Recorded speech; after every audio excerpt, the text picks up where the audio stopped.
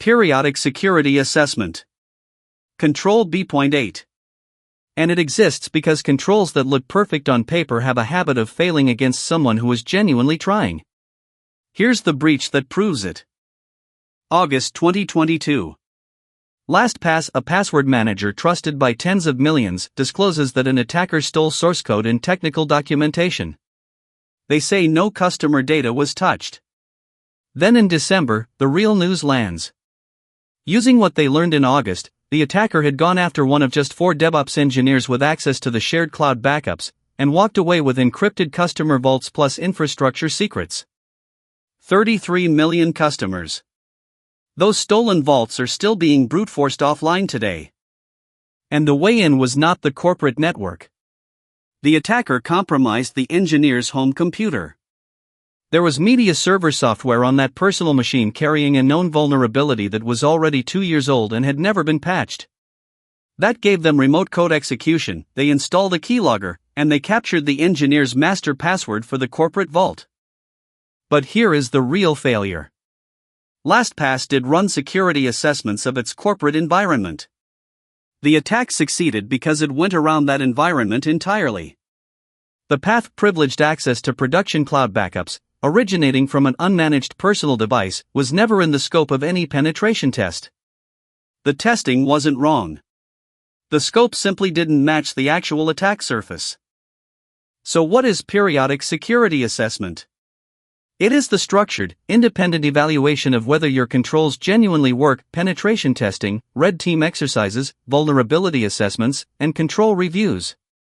The point is to test them the way a motivated attacker would, rather than the way the documentation describes them. Without it, you simply do not know what you do not know. A tester following an attacker's methodology finds chains that nobody internally considered. Systems that were configured securely at deployment drift over the years. Privileged access happens from places entirely outside your perimeter.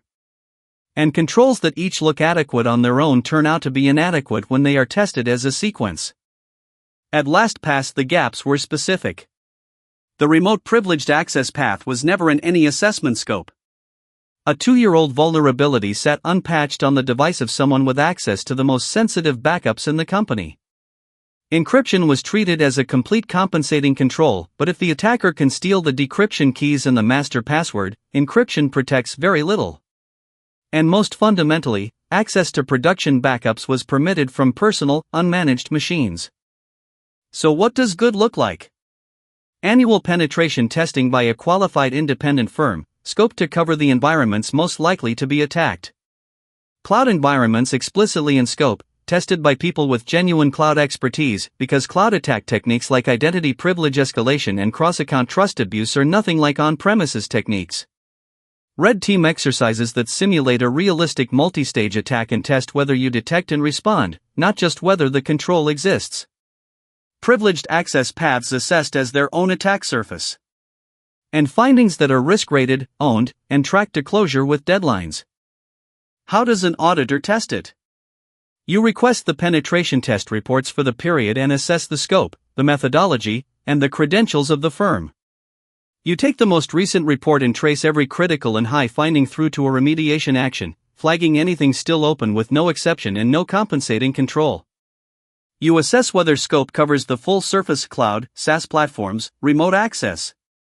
You confirm the frequency matches the risk profile, at least annually and more often for internet-facing financial systems. And you check that significant open findings actually appear on the risk register. 5 lessons.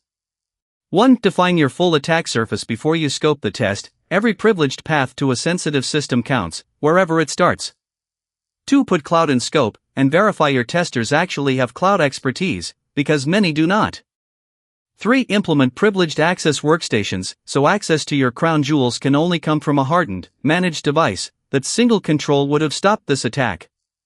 4. To track findings to closure, because a testing program that produces reports and no remediation is a compliance exercise, not security. And 5. Assess your backups with the same rigor as production, because that is often where the most valuable data actually lives. Periodic security assessment is Control B.8 in the ITGC framework. I'm walking through every one with the breach that proves why it matters every week at marcoweb.org.